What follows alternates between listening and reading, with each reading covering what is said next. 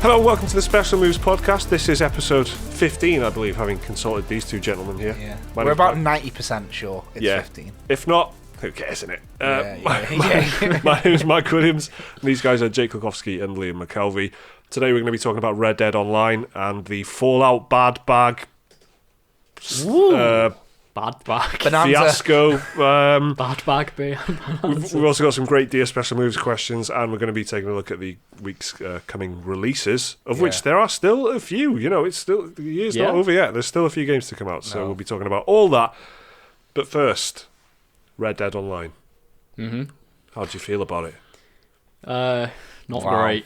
Just Yeah, listen to the tone. Listen to the notes. I know. Listen to the melody of that. not even whelmed. Yeah. Somewhere between underwhelmed and whelmed. Not quite underwhelmed, not quite whelmed. Yeah. That's a lot more positive than what I'm giving it. Like, I'm going to put it this way, yeah. We played with our Patreons, because you can support us on Patreon if you want. That would be very nice of you. Thank you very much. And if you do that, one of the perks you that can we do... play bad online games Yeah, with us. well, they're not always bad, but sometimes they might be a little bit bad. And we have like a game a night, and we played Red Dead Redemption Online. Yeah. As soon as it came out. Now, like, first of all, we were hit with the wall that you start off and you can only have like posses of 4 people. Yeah, a temporary right? posse. Yeah. Yeah. So I was immediately cast out, right, because of this unfair. You know, I mean, it's a game about posses. Like, in the single player, there's a posse bigger than that. Anyway, turns out you can buy bigger ones and stuff like that. Basically, the two things that I learned in Red Dead Online, right, was one, you can get headshot from that far away, a lot, and I went, that costs that amount of money. And you do some of the like team death matches and whatever, or you do the missions in free roam mode, and you get like cents and dollars, like tiny amounts, like It's $3. hilarious, man. And then like, the gun is like $800. Yeah, you're like romping through a lot of things there, but that's kind of a good broad picture of what we kind of feel about Red Dead Online. Like, we were playing it like with the patrons, like you were saying, and trying to get a posse going. Well, first of all, the first obstacle of Red Dead Online is that there is about, I don't know how long, but 20 minutes, 30 long minutes tutorial. I forgot about this. You know, story basically. Not good story. It's just generic. It's incredibly. It's like a loose lightweight framework. Yeah.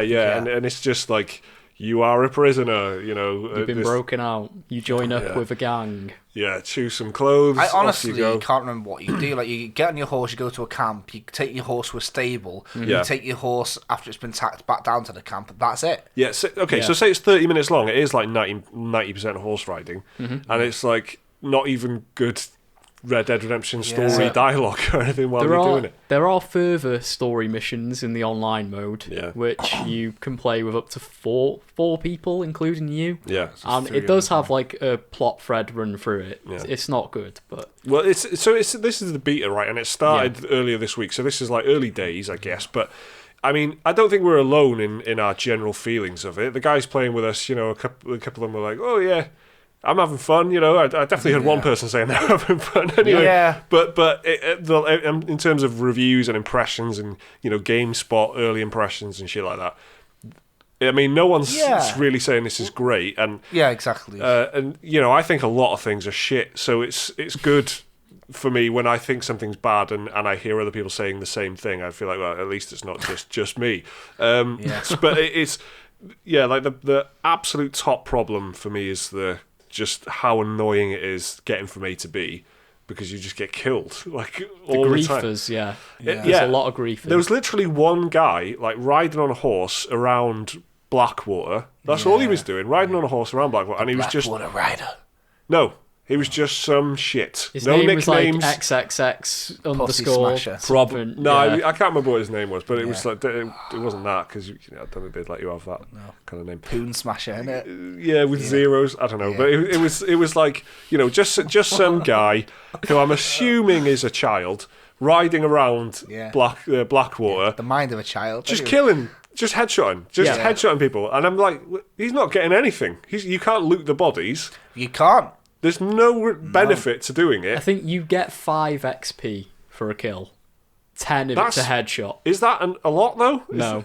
It takes... Because it takes like 2,000 XP to level up. So you're going to be have to doing a lot of killing to even get 1 level. It really felt like to me that he was just practicing his headshots or something. Yeah. But it was like, but we couldn't even organise because we were just getting... We were trying to get a group going, and we just kept getting murdered. So it was, if you're playing like with more than 2 or 3 people, it's quite clumsy because you need to unlock the ability to... You need to buy the ability to get a bigger posse. You can get up to 7 people in the posse, 7 of the players. A permanent one at that, because each time you play, each time you join a lobby, you're granted a temporary, I think that's even what they call it, temporary posse, right?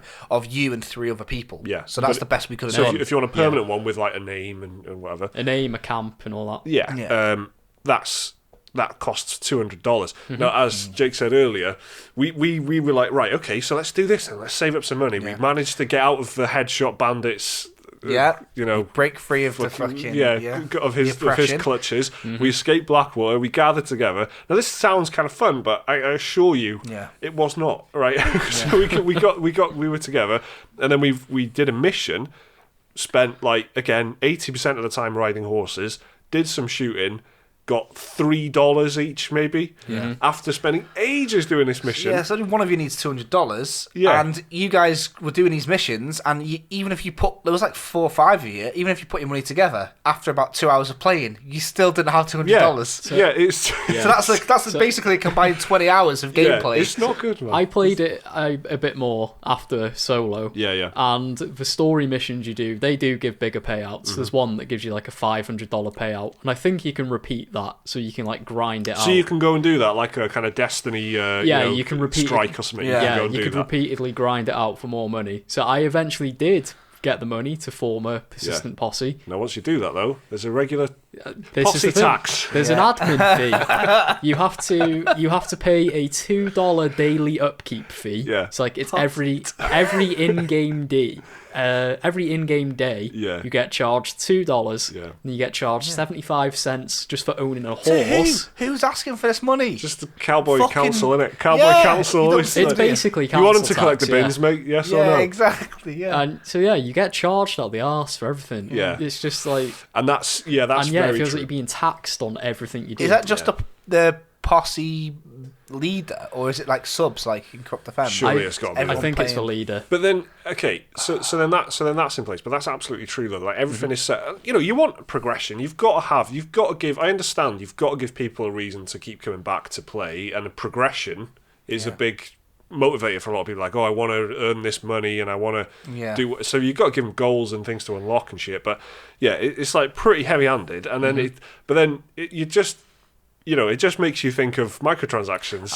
And that's my problem. We haven't even covered the gold, have we? The gold bars you can get. Yeah. Oh, well, let's talk about... You get like 1 cent. There's a secondary currency, right? Called gold bars. The premium currency, is called gold bars. Yeah. And there's like you have dollars and cents. This one's got nuggets instead. And you need 100 nuggets to make 1 gold bar. Yeah. It's a bowl of cereal, that, mate. This is all real. Yep. Yeah. You need 100 nuggets to make a gold bar. Yeah. And it takes forever to even get the nuggets. Yeah. What do you do with them?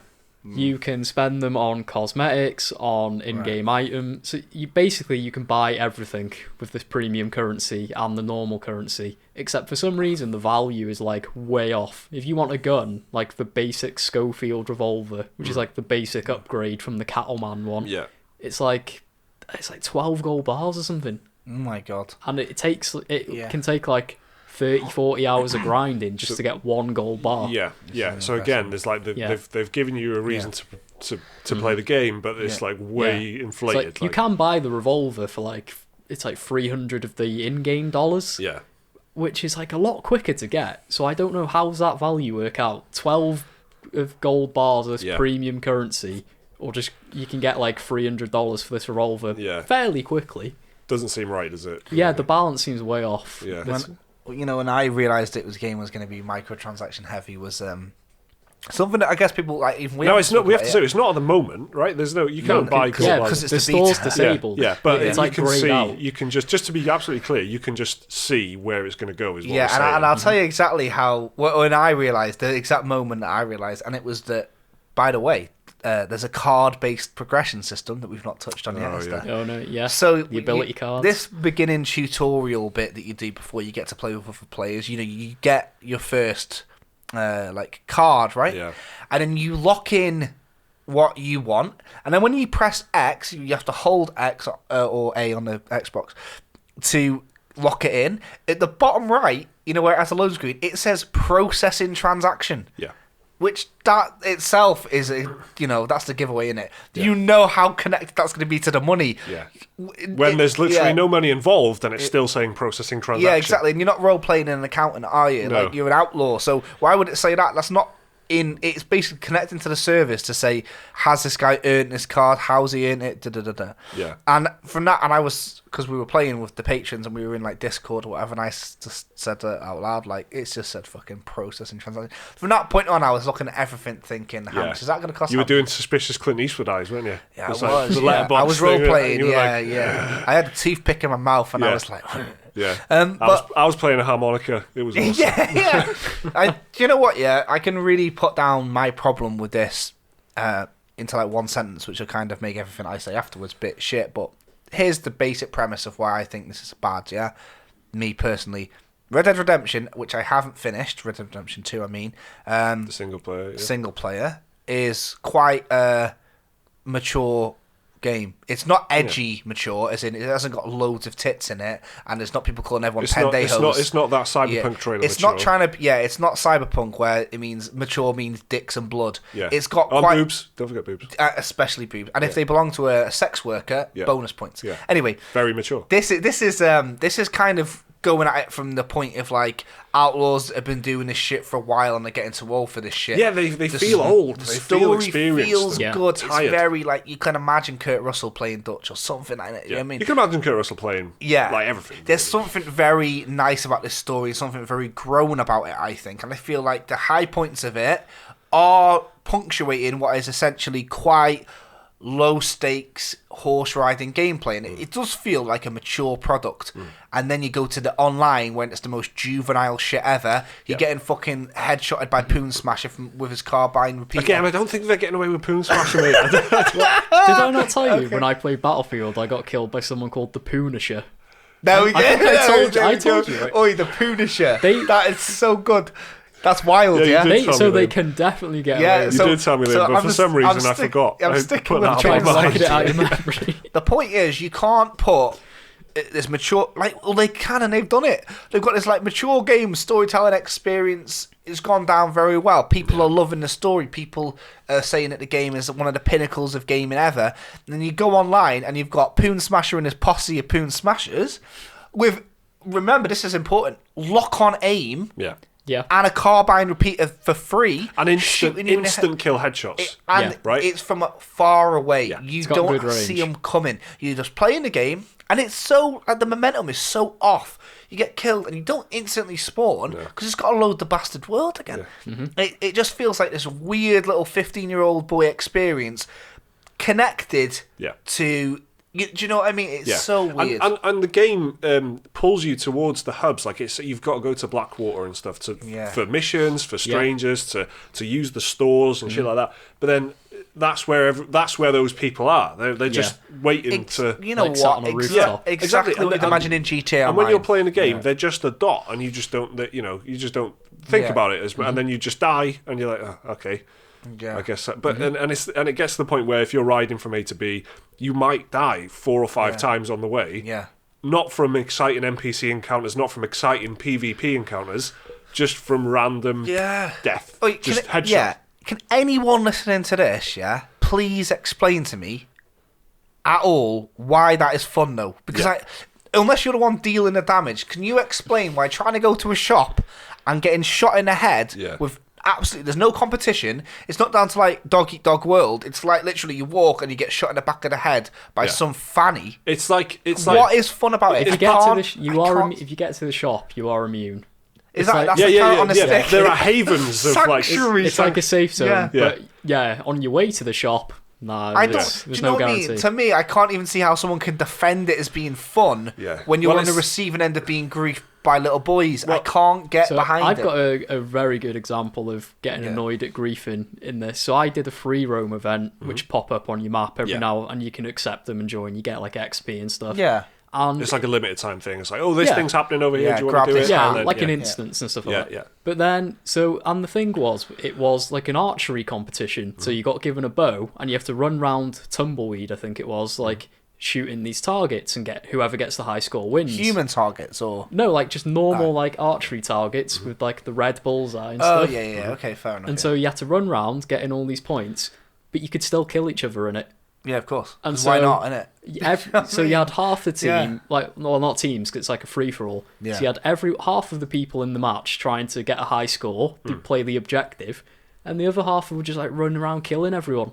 Yeah. And you didn't get any like anything from it. They They were just like doing it because they could. It's not surprising that. And it Every was mode is infuriating. and that sounds annoying. Every mode's a deathmatch if you can kill other people, because Yeah. there will always be people who just don't play the objective. Even EA and DICE and Battlefield have tried really hard to make it so that people focus on the objectives, and people still don't give a shit Yeah. and just play That's why I the don't- like, deathmatch game. why wasn't there a passive mode for this free roam event? 100%, yeah. If it's just like, if all you're doing is going around doing target shooting, Yeah. why have they left the ability to kill each other on? I hope this is one of the notes that even by the time of the recording of the podcast that they should do something about. Because there's obviously function in the game, because you can turn off like friendly fire within the posse and things Well, like that. GTA Online has it. You can turn Yeah. on passive mode, which Yeah. will make you immune to other players if you just want to play the game. Yeah. So God forbid you want to just play the game. Innit? yeah, Do you know what I mean? so there are problems, and then what you touched on something really interesting there, where you were saying you're doing the same things a lot of the time as what you do in the single player, but there's no like emotional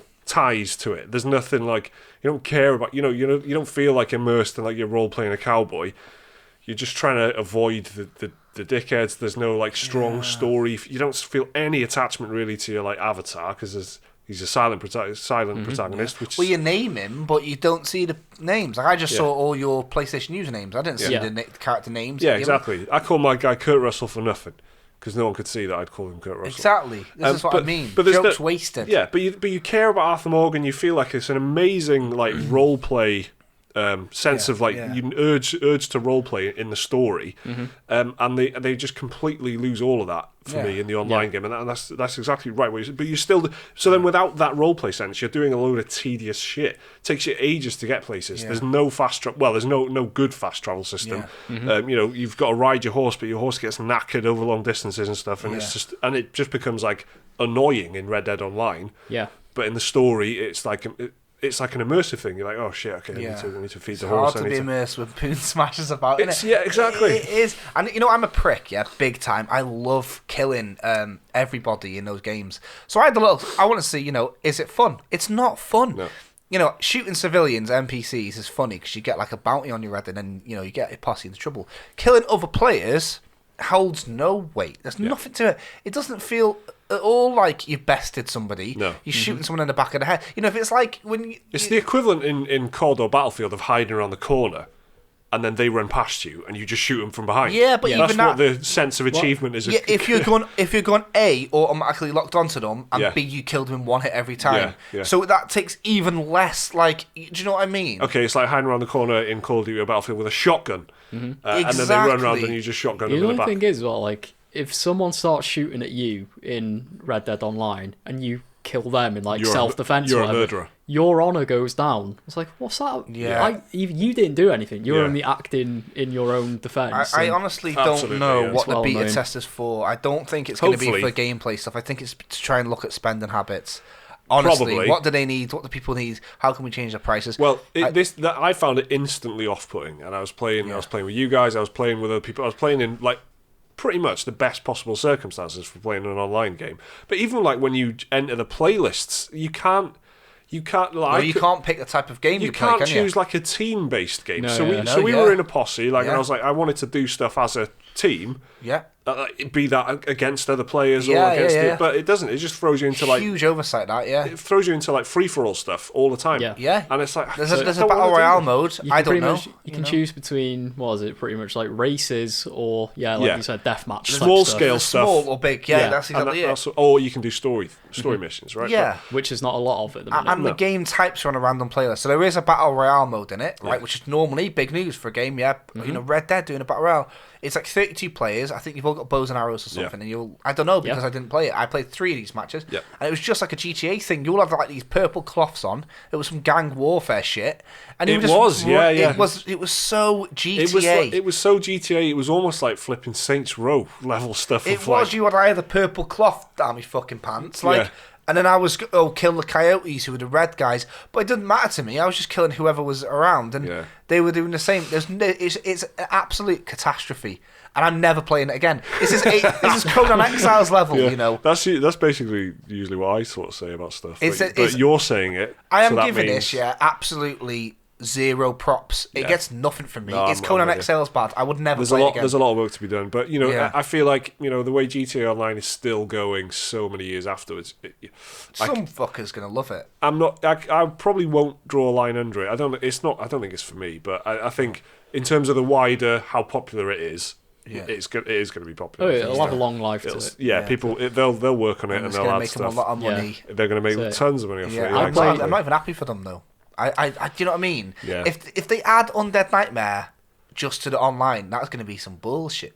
I hope they add it to the single player. Do you reckon they're going to add it at all? It's like I reckon they will as an event. Like, do you know what I mean? An online event, like a Halloween type event. Yeah, do you know what I'm saying? Yeah. I reckon that's how they're going to push the future of that game, because it's going to be tough to add single player DLC to it. Remember that single player GTA 5 DLC that no one ever saw? It'll be online, and it's a shame because it's attached to like what I think is a pretty refined, nice experience. Well, you can add thematically in GTA. It's just the modern world, so you can add anything you want. You can add bikers, you can add like whatever you want. Yeah. And like do it in packages of different, but in the West it's like that's its own expansion pack theme almost, isn't it? Like within the old West, what do you do? And I guess you go for zombies and stuff they've done before. Like, but so that's what we think about Red Dead Online, which isn't amazingly positive. But I'm pretty much with Jake. I think I'm not going to be. It's not for me anyway. I don't think there's much they can do to win me over. It's not what I want in a multiplayer experience really. But if you thought that the single player game didn't respect your time, this is so demanding of your time. You need 100%. To grind the time out.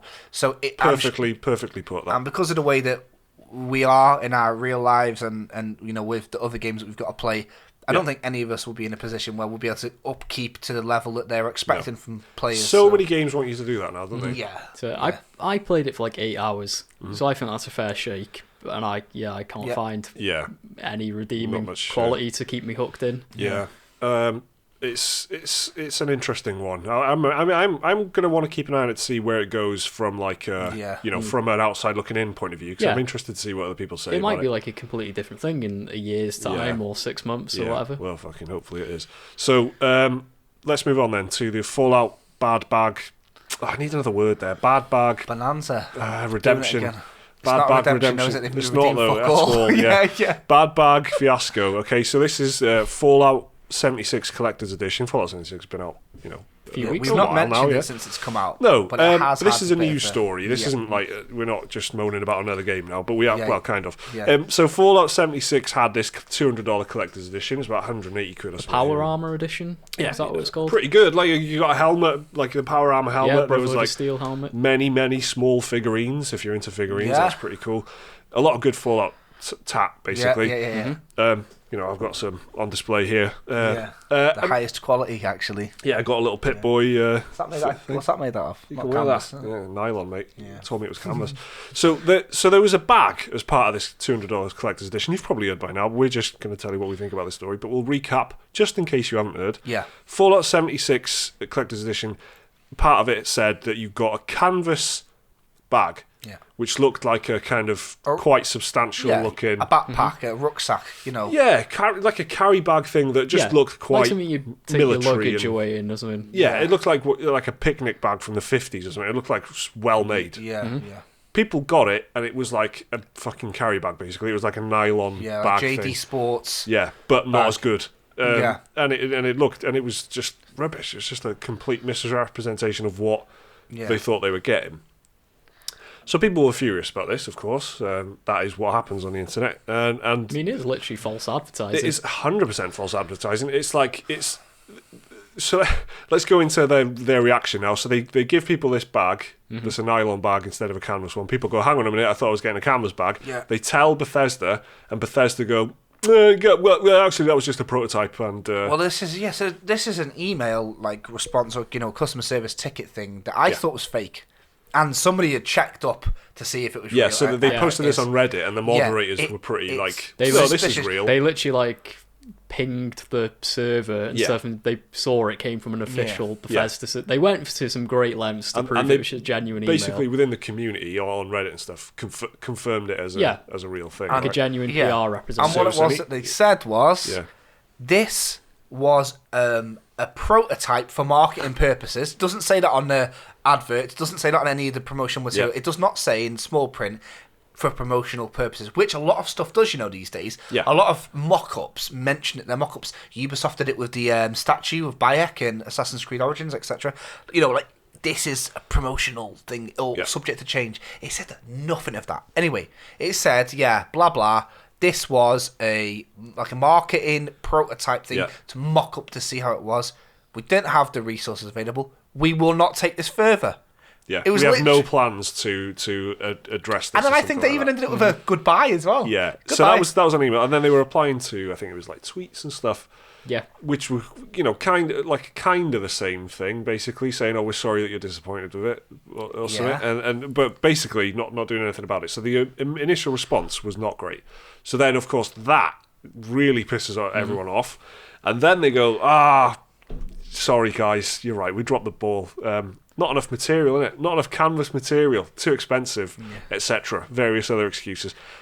To make it up to you, we're going to give you 500 atom points on the house. On the house, what was it? It's like $5. Yeah, real life. Which people equivalent. Say it's like the enough to get you like some bullets or something shit like that, or like you can't even get a cosmetic or whatever. Yeah, you can. What's funny is for 700 atoms, you can get an in-game canvas bag.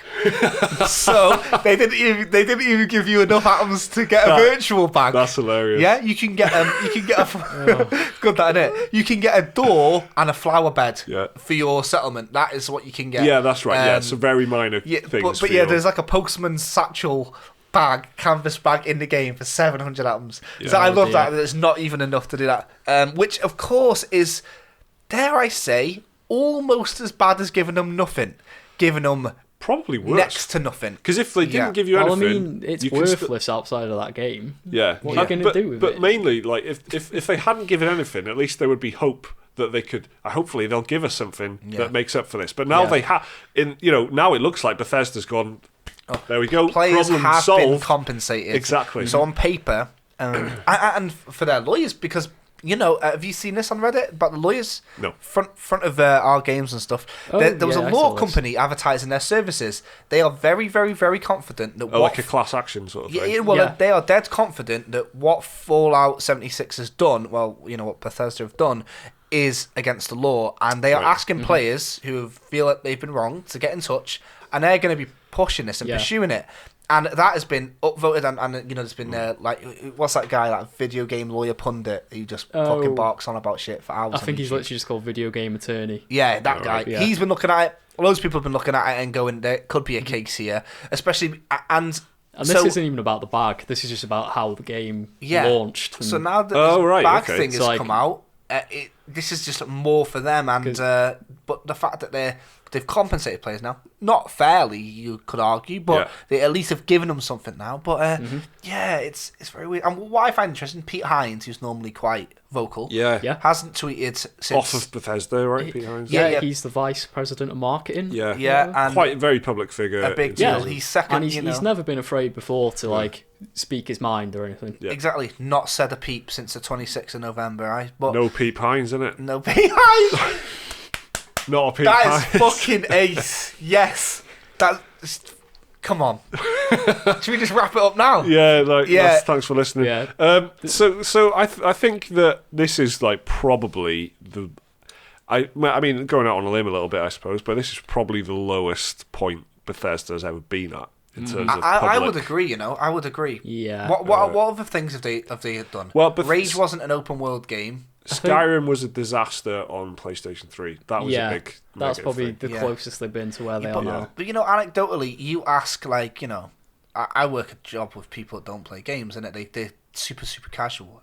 I canvass them That wasn't supposed to be like that. That's too soon. Let me say I go out and I ask them all, what do you think of Skyrim? Everyone say sick. Yeah. Apart from Liam, everyone thinks it's sick. Yeah, I've still not played it. exactly. So, right. And so I have no Liam's opinion. potential. So Liam's like a did not finish. It's like exactly, but not applicable. Yeah, I own it. I Liam's will play it eventually. You own it? And then I you'll do, think yeah. it's I sick. own it on PC, yeah. Of course, he owns Skyrim. Who doesn't own Skyrim? It's everywhere, and it's about £4. But the point is, they managed to really claw that back. I cannot see how old is Skyrim now? 7 years. I can't see in 7 years you go round, go to your local shop innit, go to your mate's house, go to your local fucking whatever Games Workshop, and you say to people, "Hey, what do you reckon of Fallout 76?" I can't imagine anyone saying sick.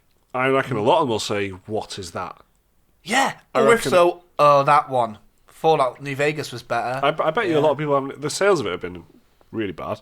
Yeah. We haven't even spoke about 33% off in the first week. Up to 50 in some places. Well, hang on though. That's 33. not the only. Yeah, but it also that happened on Battlefield 5 as well, And Tomb Raider. which I found particularly galling because it was literally like 7 days after it launched. Yeah, true. It was down £20 on PlayStation Network to £40. 40 quid, yeah. Which is like a reasonable price and what it should have been at launch. But that's 60 bastard pound gate is over. yeah, exactly. But that imagine though, imagine if just 3 days before It's you bought so it for insulting. £60 Yeah. and went, So insulting. well, this has I just mean, come out. You're not forgetting the people who paid even more to get it early. Is that Yeah, technically a yeah. fourth release window? Do you know what I mean? Yeah. Well, we were saying if you pay a cheaper price, you get it later. It's weird. It's very, very weird that and for people that are day one buyers and stuff like that, it's particularly. I guess it leaves a bad taste in everyone's mouth when it's happened with 3 AAA games in the past 2 months. Yeah. 1 week after we've seen up to 50% off the Red price. Dead Redemption was discounted as well. And at this point you've got to ask yourself, is that a failure, Red Dead Redemption? Did it drop in price because it was a failure? Absolutely not. I've not really seen anything about sales figures though. I don't really know. It was dethroned by Spyro in the UK. Yeah. So I thought it'd be. It did. I think it has the biggest 2018 opening of anything ever. Red Dead. Yeah. Like film, TV. Oh game, yeah, of that's like- it. That's it. Yeah. So and they were saying sales-wise, they're yeah. doing incredibly well. Yeah. Yeah, No, and that was discounted. And because, this is probably just like a Black Friday discount or whatever. Yeah. But I think that Fallout 76. What's so weird is Bethesda have the hearts of so many people to the point where like we talked about Fallout 76. Last time before we played the beta, and there was a lot of people defending it, and I'm a big Bethesda fan, big time. Like, Yeah. I think love Fallout, Elder Scrolls is in the top Fallout 3 and New 5, Vegas are amazing. For me, like whatever, any Elder Scrolls game, that's the biggest event of the year for me on a calendar. Yeah. If Last of Us 2 came out, if Red Dead Redemption 2 was pushed, all these games, you could add like the dream game lineup. I'd put the new Elder Scrolls before any of it, seriously. And I think that, because when they get it right, they get it so right. But this is, like you're saying, so low that I think it might permanently dethrone them from like this god tier that people seem to think they're at, Todd Howard tier, isn't it? Well, they've definitely taken a hit. Yeah, but they are kind of. I don't know if they're gods. Like the in a lot of people's minds, they are the casuals. I think they're seen as untouchable by people who don't like them because no matter how buggy and how bloated and how how do they always get away how with it? janky their games are, how do they always get away with it? How are they always getting praised and stuff? They seem untouchable, but this is like pretty bad. But this is a spear in the face of Xerxes, isn't it? Yeah, it's, you know what I'm saying? Yeah, but I was just wondering why you're saying it. But like, who's throwing it? Who's Leonidas? The people. Pete Hines has accidentally thrown it himself, and he's accidentally hurt his general. Like, I don't know what it is. Well, I'm just thinking of someone untouchable being touched. You can see where I was going with it. Yeah. Trying to wax poetic, I messed it up, right? His boomerang back. They are so untouchable. They fucking Herculean attempt to throw it round. Hitman suitcase homed in on his own face. It's a shambles, though, isn't it? It really, no, it is. But then but the writing was kind of on the wall, and I've just have not been interested in this at all. And again, I don't own TAT, but I've got a Fallout Pip-Boy thing. I've got the flipping bobblehead. Do you know what I mean? I really, really like Fallout, and I could not give less of a shit about Fallout 76. I don't know what, I guess I could just see like there's nothing in here that appeals to me to begin with. But on top of that, they are not a multiplayer studio. They're doing it on the already like knackered engine that they were using. Because I watched the Danny O'Dwyer no clip thing, and that, if anything, people are throwing accusations at Danny O'Dwyer like, oh, you're marketing Bethesda, which is ridiculous, right? But if anything, it did the total opposite to me, because they were like, oh yeah, we're using the same engine. We had this engine, and we were like, we could do multiplayer with this. And I was just thinking, No, you can't, mate. Yeah. I don't think you can. Yeah. But they that's what they've done, and it's not. It's clearly not worked. And then taking out all the story elements, taking out all the human kind of all the quest givers, NPCs, quest givers, all like robots and recordings and shit. Yeah, it's like. There's nothing that looked good. Do you think they should have just let like the team who make Elder Scrolls Online make this? They possibly should have just done Fallout Online, and that would have been more. Yeah, because Elder Scrolls Online is going strong. It is. I know people that have just started playing it now, and there's never been a better time to get it. It's on Game Pass as well, yeah? Yeah. Hey, Fallout 76 will be on Game Pass by without January. question, they would have had consultation. They would have had members of the team and shit like that. But they were a different development team, right? For those that aren't aware, it's not Bethesda making it. So, I think the biggest thing from this, they just shouldn't have released it as a full price AAA game. Should have been free to play, if anything. But free to play, or as an early access 20-30 quid game. That would have at least lessened the blow when people started playing it. It was like, absolutely. Oh look, it's broken. Yeah, and people would have actually played it as well. I probably would have fired it up if it was free. But if it was, I think that for me, right, and this is like again coming from someone that's well into Bethesda. Yeah, you were saying about being untouchable and stuff like that. I don't think they've ever had anything to prove. They've just been upholding their great reputation, which it is great. It's buggy, but it's great. But now they have got something to prove. Their next game, if it's a flop, they have 2 flops in a row. Yeah. People will be like, "Whoa, this is BioWare territory." What is that? Is it Starfield or Elder Scrolls 6? I think it's Starfield next. I think they've put too much faith in that old engine, and they're going to be feeling so. I really hope about Starfield is a new. It's got to be everything. I think they've said before they are still using the Creation engine. I think it's called. I reckon that might change. There'll be discussions about this now because they're only in like pre-production on it or whatever. So. If Fallout 76 did well, they'd be ploughing ahead. But the fact and a lot of the criticisms come down to the engine as well. From players, like people that are actually playing it, not people sitting out talking about it. People playing it. I think that they've got something to prove, and they're going to have to work really hard to. All they need to do is make another good game, and everyone will be like, "Oh, they just had a little blip." They tried that, it didn't work, and they're stronger than ever. All Todd Howard needs to do is come out and say, "And we're back to where we belong." Single player experiences, and everyone will be loving it. That's all they need to do. Americans, if they can pull it off, though. Exactly. Yeah. Shout out America. Campaign they did, like Save Player One or whatever it was called. Yeah. Where then they come out with a fucking online game. Oh, which is one of the worst received of the year, big time. They were like properly going on saying we care about making big single player games. And then, I can't remember the last time a AAA studio has had less than a 5 on Metacritic as well. It's a 4. It's a 4. It's very low. Very low. Yeah. Andromeda, I think, was higher. Low. Even Andromeda was around 6 and 7. It's yellow. Andromeda's like yellow. Mildly. 65. Genuinely can't remember a top tier AAA studio with a big budget spending years on a game and getting a 4. So, it's interesting. And again, I reckon if you want to get the Game Pass for just $1 a month for your first month, in January, Fallout 76 will be on it. I swear to God. Just don't expect the canvas bag if you buy the collector's edition. So let's move on to Dear Special Moves. So this is the new newish segment. This is like the 3rd week, I think, now. Yeah. Where you can email questions, topics, opinions, whatever you want. Just a nice, coherent, well-written email, please. This isn't YouTube comments. This is an inbox that we have, like good old-fashioned podcasts. The bar's higher in it. Yeah, and it's incredibly selective, so we can pick the ones that we like the best. So send your like I said, questions, topics, opinions, whatever you want, into dearspecialmoves@gmail.com. That should be on your screens right now if you prefer reading your words. Can I just do that jingle again, isn't it? It's pretty good. So what's that? The jingle. Oh, Dear Special Moves jingle. Okay, here we go. Is that all? Yeah. Okay. Thank you, Mo. First up this week. This is from Sebastian. Hello, lads. Hi, Sebastian. I prefer if you started all your emails with Dear Special Moves, but okay. Yeah, sorry. Hello, Sebastian.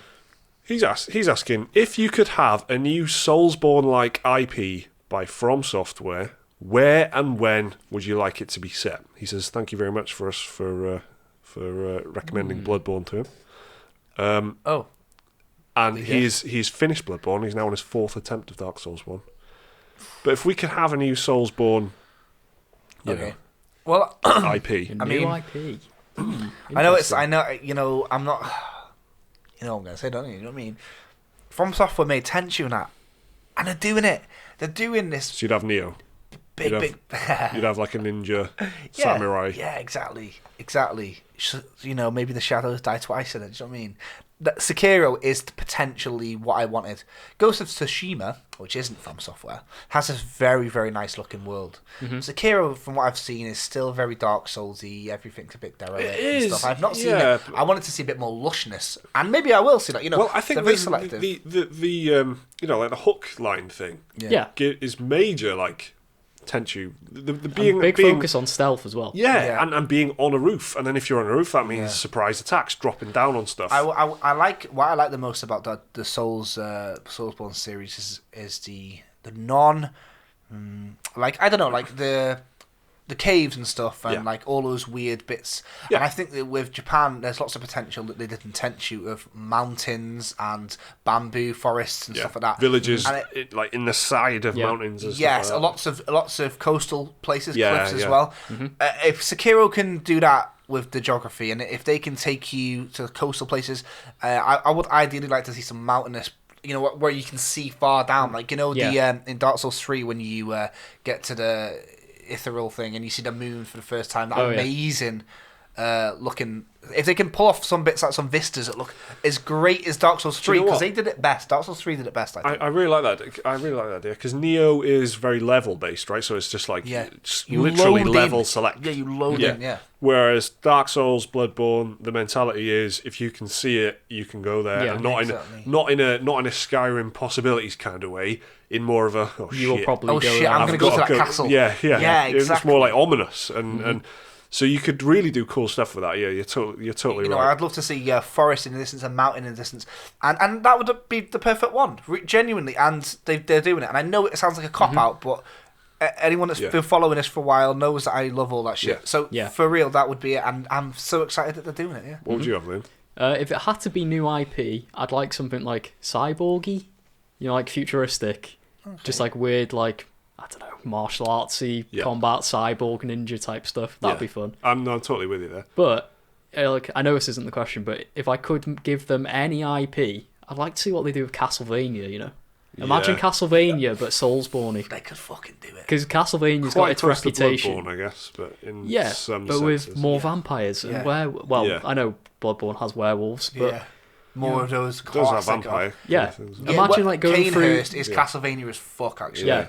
Imagine going through like the Castlevania. Well, it's just called Castlevania, isn't it? Yeah. Going through the castle, just in that like third-person Bloodborne, Dark Souls type combat. That'd be so good. Like with all the backtracking and discovering secret rooms. It'd be brilliant. Yeah. I think that it'll never happen, but it could be brilliant. Well, I don't know. I mean, Konami are pricks, things do Konami happen. are trying to turn their reputation around, aren't they? Yeah, and what better way to do it? Not if very they well, get a change but they're in trying. management, if all of their senior management die off, because that's the only way it's probably going to happen, then, you know, who knows? But it's not safe. Give it 40 years. Give one of your most beloved IPs for a company that will just do it better than you.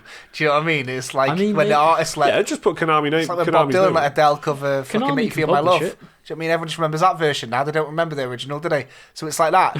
Everyone will just be like, the From Software Castlevania is greater than everything Konami. To be fair, Konami haven't exactly got much choice left, have they? No. So if they gave a beloved IP like that to someone like FromSoft, that's probably I don't know, people might go back. Yeah. FromSoft could give them Dark Souls pachinko machines as a trade-off or something like that, innit? Yeah. I think shit banter. That's why they're trying to get back into games, you know, because pachinko didn't work out for them because of some like strict regulation. Crawling back.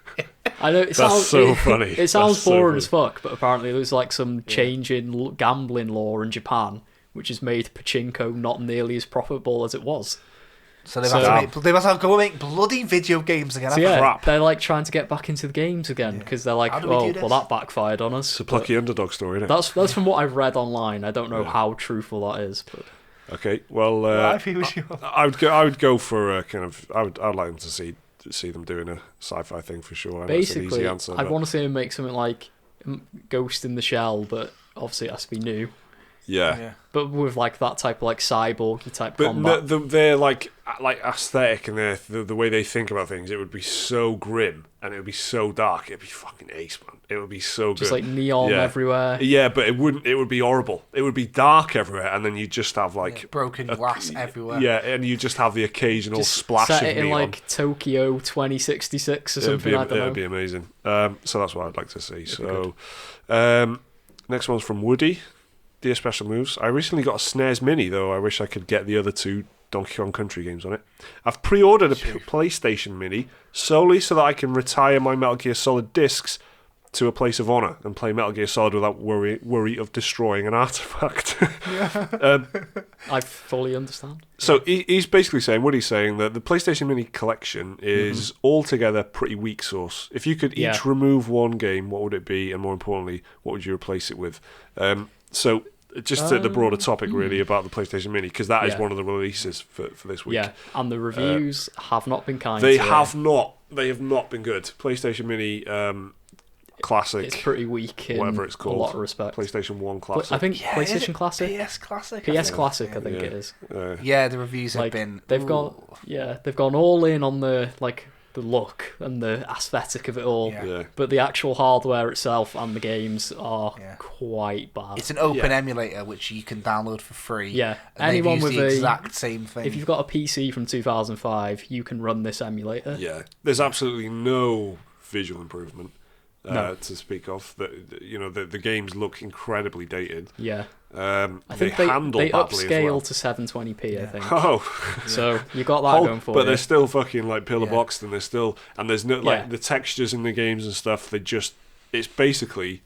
Yeah, well, I wouldn't expect anything like that anyway. To be honest, I wouldn't expect them to go back and like put new textures in it. But if they did something, but the problem is, right, because the Nintendo Mini, the SNES Mini Classic, the games look great because it's like pixel art sort of stuff, and it just like Super Mario World looks amazing. Fantastic. It looks so good. The PS1 games have not aged as gracefully. And that's exactly the problem. They're all like blocky. It's that weird, awkward phase of 3D. Exactly, the new 3D is new, and then because they haven't done anything to it, because they've up-resed it to 720 or whatever, but they haven't done anything beyond that, they look really bad. Now they also handle really badly, and you've got first-person shooter on there. Oh yeah, Rainbow Six, aren't you? And no analog stick, so you've got a D-pad playing school. So some of the games actually run worse on the PS Classic than they did on the original PS1. Which I don't know how you got to that point. But. Yeah, so I'm not. We actually did a whole video. If you've not seen it, fuck it. I'll put a little card in the top now. Yeah, and then you can see our little list of the 6 games that you all better, by the way. Yeah, that we wanted on there. I think this was before the full list was announced, eh? We knew 5. They announced, what was it, like... Ridge Racer, Battle Arena, Toshinden... Couple of others. Metal Gear, Final Fantasy 7... Yeah. No, I don't think Metal Gear had been confirmed yet. I think they saved that. It was like Tekken or something, wasn't it? Yeah, Tekken 3 and that. Jumping Flash was one That's of them. it. Get Jumping Flash out there, put Rayman in there. Yeah, that's the answer to this question. Rayman's on it. Is it really? Yeah. Oh, fuck that then. Do you know what? I don't know this one. I remember seeing it and going like, oh, yeah. Mm-hmm. There's a lot of notable absentees. Yeah. That's the thing. And Japan have got a different game list. A much better game list as well. Oh, have they? Yeah. Really? Well, you'd say that, but I don't know if I mean, know. the Japanese one's got Parasite Eve on it, so that's fine. That's it. One of Squaresoft's best RPGs, man. We've got people have been giving this list right. quite a lot of shit, but I think there's quite a lot of smashes on here. You got Resident Evil 1. Yeah? You think there's a lot of smashes on the PlayStation 1 Classic? Yeah, I do. Yeah, I think Resident Evil 1, Metal Gear. Well, first of all, Metal Gear Solid 1 and Final Fantasy 7 is as good as the console ever got. And they're both on there. So how can you argue with that? Resident Evil 2 is much better than Resident Evil 1. I guess, but it's got... And I say that as I love every Resident Evil. But as an introduction to the whole series, you get to get a feel for what it's about. But I think if you remove either one of them, suddenly it's shockingly bad. I suppose. Because there's like 2 or 3 of them, and then there's Rayman is sick. All like the Western, I guess, childhood classic sort of things. So Siphon Filter's on there. Crash and Spyro. Tomb Raider's a notable absentee because Medal of Honor. But we don't want Medal of Honor on there anyway because of the D-pad, right? So that'd be shit. But I think Rainbow Six is we'll get rid of Rainbow that. Six is meant to be tactical. At least Medal of Honor was a bit arcadey. Right? True that. I would. Medieval, is that on there? No, but that was not. That's very probably good because anyway. But it doesn't matter. It doesn't matter. There's so many games on there that are just what is that? Yeah. Right. But do you want to know why? Do you want to know what I reckon? Yeah, it's because they've spent so much time. Like honestly, if Crash Bandicoot and Spyro never happened, they'd be on there. And if Symphony of the Night wasn't recently redone, that'd be on there as well. I reckon. Yeah. Because they're so the fact working is, on. they're not on there. So because you can buy them for £27 instead. Do you know what I mean? So and Medieval's being remastered for the new year. Yeah. But that doesn't, none of that should matter. Like if you're just looking at it as if you just want to play the original, I guess. Yeah, if you're looking at it as a potential customer who wants a bit of it doesn't matter why they're not on there. They're just not on there, right? True, yeah. And you're being asked to pay £90 for it, and it's like fucking so what? I actually had one on pre-order, but I cancelled it after the reviews came out because I was like, I can't give my money to something that shoddy. And let me tell you, everyone, that's big from Liam. I was going to say Liam's not that kind of guy. He's already committed. He's already committed to a pre-order. Devil's Third on Wii U and enjoyed it. that's his career. That's my moment. barometer for everything. That's like my tolerance barometer. So that's I can't say the lineup's bad with Final Fantasy 7 and Metal Gear Solid on it, but if you played them before, it's not worth it. No, play them too. It's not worth it. I think you need to look at the lineup again, mate, because I can't. Those two games are just too good, though. They're like all timers, man. But is that enough to justify £90 though? To me, if they made the Nintendo 64 and it was shit, Glover and all that, but it had Ocarina of Time, I'd say it was worth £90 just for that. That's what I'm saying. Yeah. Right. Do you know what I mean? Is it worth? It's worth that much. It's worth price of entry for that. We're having words later, mate. We haven't actually answered the question. What games have we put on? Yeah, what games did you put on there? Innit? Would you take? Well, we've already. I just wanted to raise the topic more than answer the question, really. Like, but Woody wants an answer, doesn't he? So let's give him one. Rainbow Six. Well, hang on a minute. I'm in charge of this segment. I pick the questions. I decide what is being said. Woody raised the PlayStation 1 Mini Classic in his question. Yeah. And that's why I wanted to read it out. Okay. You know what was the question? If you could each remove one game. Yeah, that's it. Yeah. I'd remove literally any of the games and put Hogs of War in there. So the last question is from Kenneth Roberts, who says, "Dear Special Move, I'd take Rainbow Six and put Klonoa." Right, good shot. That, cheers.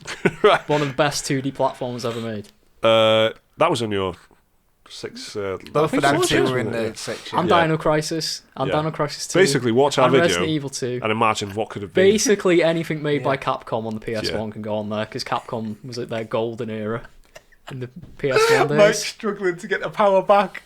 They've gone rogue. I just want to go on. I'm not struggling. I'm very patient. I'm a patient man. That's it. We're over now. Come on. Yeah. Last question. No, I'm not reading it now. Right. You're literally having a tantrum. Kenneth Roberts asks, how do you make your audio sound so good? And what tips would you give to someone interested in starting their own channel? Any tips you have would be a great help. I'm interested in making videos around the video game subject, but probably would do the odd thing around tech, like maybe gadgets. But mostly video games. So sound, our sound is like very basic. Yeah. We got these. Asking this guy. Yeah, the mics were bought to us. Were bought for us. Yeah, and a mixer. The mixer was Steve. given to us. Yeah, the mixer was given to us. Now the mixer has been the best help. The mics and the mixers have been a godsend, really. But the mixer was kind of it's just well beyond what we could afford. Yeah, and we all had like Yetis. The mixer, if you're watching on the video, by the way, is this thing. And if you're not, just imagine one. Just Google it. It's a big mixer. Imagine a big mixer. That's what it looks like. Bit blue. It is worth saying if you are a solo channel, like a USB microphone, like a Yeti, is perfectly fine if you're solo. If you're on your own. It's only if you're doing bigger stuff like podcasting with multiple people in the same location, you need a mixer. Do not try and podcast with a Yeti. If you've got more than multiple one. USB mics just don't work out very well. So you want to be getting, if you just got more than one person, so we're getting XLR mics and then putting them into a mixer. You can get one smaller than this one for a cheaper price, but so we just, and then one of our patrons, Stuart, he kindly donated these newer, by donated I mean bought them. He didn't just like hand them down. He specifically bought them, and he's the reason we're so crisp and clear, baby. But these aren't that expensive. No, these are just like pretty regular standard, nothing exciting going in. And then I guess just in post-production, just use a multi-band compressor to kind of equal out the levels and stuff. Just whatever you set it to does depend on what room you're in, who you are, what your voice is like and that. But so there are some handy presets if you're struggling with it though. Yeah, exactly. So you can set it to broadcast like standard or internet delivery standard. I'd recommend learning it, but there are presets if you want to be lazy, but you can't be great and lazy at the same time, innit? So just fucking learn multi-band compressor. So this, but I'm quite convinced that the mixer has been like a huge help for us, because like I can't really recommend, like, if you're going to be podcasting with like 2 or 3 other people, you do need a mixer, but it can be quite expensive. Make sure it's XLR mics, so don't use USB mics, because that was an absolute nightmare, because they rely on like crystals. I know it sounds weird, but they'll go out of sync with each other no matter what. So you can't all record off 3 separate devices and keep them in sync, and you're not going to find the big mix of USB. We were having to do crazy workarounds to make more than one Yeti work, and you can use one Yeti to record in like omnidirectional mode, which means it will record basically everything in the room. But it's such shit quality. Like there's a lot of space in the sound, and it just won't. It'll sound. You might as well just put your phone in the middle of the table, as far as I'm concerned. But yeah, so that's why I'd say, apart from general tips for starting your own channel, I guess on a personal level, make sure you've got a room, make sure you've got an office, and make sure you've got a space where you can do it. Make sure you've got some money before like jumping into it to get like at least the basic equipment. And it really depends what kind of stuff you're doing. If you're just doing voiceover stuff, all you need is a mic, really, and editing software, and you're good to go. You know, you don't have a computer obviously that can edit. That's a big thing actually. If you're a PC gamer, you should be okay, because you should have a rig that's good, decent enough to edit video. Just learn to edit in it. Just like look at stuff. Just learn. Don't think you can do it without learning. Well, you can, but you'll just be shit. Or unless you get very, very lucky. But you'd rather learn and be great, and eventually you'll catch on and you'll be very talented. You can learn as you go. Yeah, learn on the job is the best way of doing it. Don't just read articles or like editing for dummies and that, if that's not your style, innit? But just be ready to learn. Just do it. Remember that you're learning a whole new skill, so you need to remember that, and then think about that. Like, imagine, do you have it in you to learn a new instrument right now? Just kind of like that, innit? If you think no, then have you got the time? Crucially, as well. You are going to be spending a lot of time learning, innit? So doing it is incredibly time consuming. So thank you everyone for your dear Special Moves input there. Remember, you can just give us your opinions if you want. If you've got a strong opinion about something, if you've got feedback on something that we've said, if there's a news story in the week feedback, it sounds like you're asking for customer complaints. No, but if we've said something that you completely disagree with, then tell us. That's what the inbox is for. It's not just like questions about what our favourite things are and stuff. So send them in to dearspecialmoves@gmail.com. Again, should be on your screens if you prefer reading. And let's finish off the podcast with this week's releases. So first up, we've got the PlayStation 1 Classic, which we've already talked about. I'm always imagining you to say this week's releases, nothing. All right, see you later. I don't know why every time. It might happen in July. Time in my head. It might happen in July or something. But yeah, we've got the PlayStation 1 Classic, which is out on December the 3rd. Which we've already discussed. I'll be interested to see how well that sells, because I feel like maybe the Muggles might go for it, because it'll make a nice like Christmas gift. I suppose, for like well timed, isn't it? Yeah, so like if you've got a family member who knows you're into games but doesn't really know that much about games. This would make like a good gift. I'd be really interested to see if it was like if it was going head to head with something else. If it was coming out at the same time as like a Nintendo 64 Mini. Yeah, I'd really would like to see how well it would go. What would you put on Nintendo 64 Mini though? Because most of the games Nintendo can't actually have the rights to anymore. Well, that's why GoldenEye, Activision own it.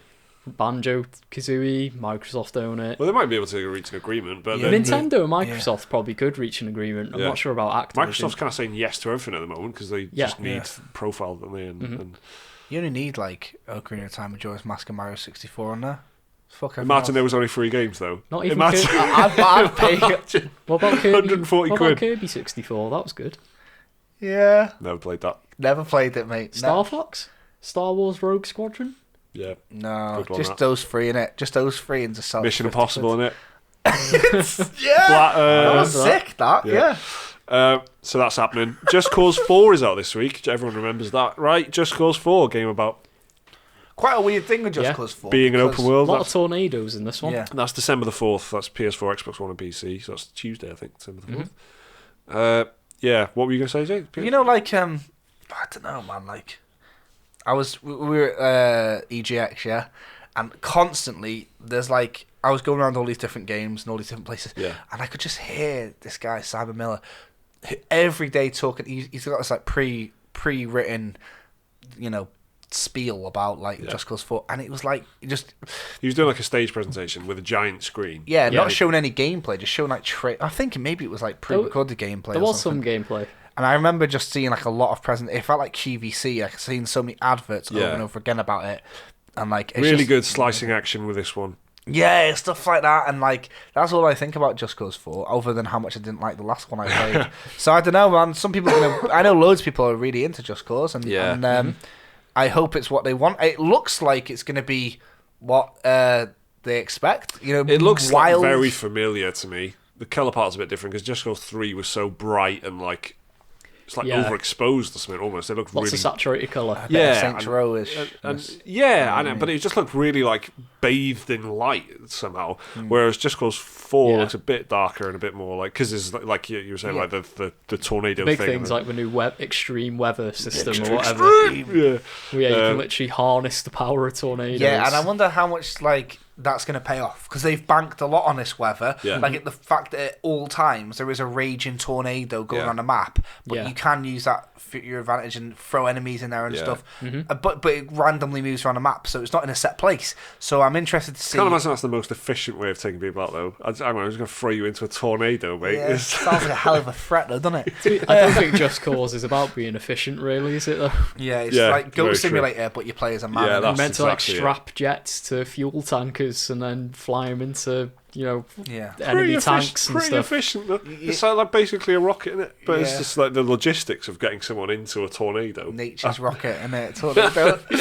So I reckon some people have a lot of fun with this. It's good for the GIFs, this. Like, there's lots of crazy... Yeah, exactly. There'll be loads of Twitter GIFs and like mad shit like that in it, but... lots of like complimation type stuff. Yeah, let us know if you're getting it anyway in the chat or whatever, because I'm not going to get it. Don't think anyone... Yeah, I don't expect much coverage. Liam will pick it up in February and play it in May. Yeah. Isn't it? That's one of them games. Well, no, I did Just Cause 2 I liked. Just Cause 3 I enjoyed for the first few hours, and then it just felt like I was doing things off a checklist. Right. Yeah, okay. It feels like a big PlayStation Plus game. It had the Mad Max effect, where the world was just filled with like all this checkboxy type stuff. Like quite old-fashioned open worlds. Yeah, like go clear this area, take out this target, take out this thing, go survey this part of the map, and I wasn't into it. Who knows how this one will turn out, though, because... it might be a bit different this time. I think it'll do okay. Yeah. It'll get good reviews, I think. Yeah. We've also got Monster Boy and the Cursed Kingdom on PS4, Xbox One, PC, and Nintendo Switch on the same day, December the 4th. Has anyone had a look at this? Yeah, it looks cool. I've seen the trailer for it. Anyway, nice cartoony shit. Yeah. I can't remember where they revealed it, but I remember quite a few people getting a bit excited about it. It's got E3. I feel like it was part of a quite a big batch of announcements on something. Like a Nintendo Direct or something. I'm imagining that. Yeah, that or like when Xbox do that like big sizzle bit, you know? Yeah. So that's happening. And also the same day, Persona 3 Dancing in Moonlight, Persona 4 Dancing All Night, Persona 5 Dancing in Starlight. That's on the same day. I actually played Persona 4 Dancing All Night because it was on the Vita. One of the few games on the Vita. Right. What is it? It's a rhythm game where you dance. All night. All night, It's coming to PS4. It's got like a full story, like a proper 10-hour long story mode, which is weird weird for a rhythm game. Yeah, I mean, a lot of it is like visual novel type bullshit sort of thing, but it's quite fun. It's all right. It's good for a quick. If you like your rhythm games, it's certainly a decent one. There you go. Certainly. Rhythm games aren't exactly like, in abundance at the moment. They're not. We don't get them that often outside of indies. Yeah. And to quote you, Liam, this is certainly a decent one. Yeah, so it's fun. I had a good time with it. But it did seem like it was going on a bit in the story. And you're dancing all night. It does seem to go on a bit towards the end. You know what I mean? You look at it, you watch, and you're like, "When's the song coming up, man?" Because it's 10 hours. This has gone on for. But as far as I know, it's just like songs from. So Persona 3 is songs from Persona 3. Right. Persona 5 is songs from Persona 5 and all the characters and stuff like that. Yeah, fair. Okay. The week finishes off with a bang as well. Super Smash Bros. Ultimate. Yeah, Nintendo I'm getting Switch, this. December the 7th. I'm probably not, but I will definitely play it. Won't. I will bring it round one day and we can I was gonna say, all have a go. I reckon my brother Dan might get it, but I don't. I like a good bit of Super Smash Bros. Every now and then. I played quite extensively, the fucking Melee on the GameCube. Big time. Yeah, I feel like that was the big one for me as well. I played a lot of Brawl on the Wii. Oh, right. That was the big one for me. Yeah. Okay. No, the GameCube one, I used to even do like the slow-mo matches, which were fucking quite painstaking when you think about it. But I enjoyed it. Me and Liam actually played a bit a couple of months ago anyway of Smash, yeah. And it was exactly the same. Yeah. It's exactly the same. But that's good, though, because, you know, that's not a criticism. It's like how Pokemon, you know it's always exactly what you want. You go and you get your starting tree, you catch... Yeah. So it's exactly par for the course. If but you this want is a the Smash ultimate game, version. Yeah, more characters than ever and all that. Is there even more fighters to be announced? That's the biggest thing so. I'm excited about, is them not talking about it anymore. Because every time Nintendo Direct happens, you know, it's they gave it its own Direct. So yeah, exactly. They should be. Yeah. So if you're totally unaware what any of this is, it's a fighting game, but with Mario and that. It's all Nintendo characters. Yeah. And Everybody's Some more. guest characters. Yeah, exactly. Yeah, Nintendo characters and more. Sonic's having in it. Solid Snake is in it. He certainly is. Sold. Voiced by David Hayter. Yeah. Again. Oh, tragedy. It's probably one of the most it's fun the only fighting bit of games, Metal Gear work you can get these days. Yeah, I know, yeah. Shame. I had a nice time in Smash. I like it. It's one of the most fun times Smash. I have playing fighting games. Unpopular opinion. It's got, but it's like got the broad, you know, the chaotic element of it is what sets it, as well as having all the characters that you know. Yeah, it's all like, you know, it's like 4 or 5 people or whatever at once when you're playing it. Yeah, and you've got loads of crazy power-ups. You've got like Pokemon balls, Pokeballs. Got all the assist trophies. Yeah, you got loads of stuff that you can do, and it's pretty crazy. Big competitive scene as well, actually. I think. Yeah, exactly. People take it very seriously, right? Massive scene. Yeah, weirdly on the GameCube controller, and for this they are releasing the GameCube controller with it, so you've got that. But yeah, I'm interested and looking from afar, and I might pick it up if it drops in price in 2020 or whatever. Whenever Nintendo drop it. All right, nice one. Nintendo, never. Full price, forever. That's true. So that was the Special Moves podcast episode. What was it? 15. Yeah. Cheers I'm for listening. 80% sure it was 15. Oh, it's going It's down. dropped down 10%. Jake was 90, I'm 80. So still a good average. I'm sure it is 15. I feel like 15 feels about right. But again, it doesn't matter. As long as you enjoyed it, yeah. Exactly. Thanks for listening and thanks for watching. If you have got any Dear Special Moves mail, it's dearspecialmoves@gmail.com. Thank you everyone who supports us on Patreon, making this sort of stuff happen. We'll be back next week with more chat, although I don't know what we're going to be talking about. Probably Game Awards, maybe? Game Awards. That'll have happened by then. We can discuss the winners, the losers, the announcements. Possibly a bit of Smash Brothers. I can talk about that because I am definitely getting it. Yeah, cheers. See you next week. Yeah. Bye-bye. Bye.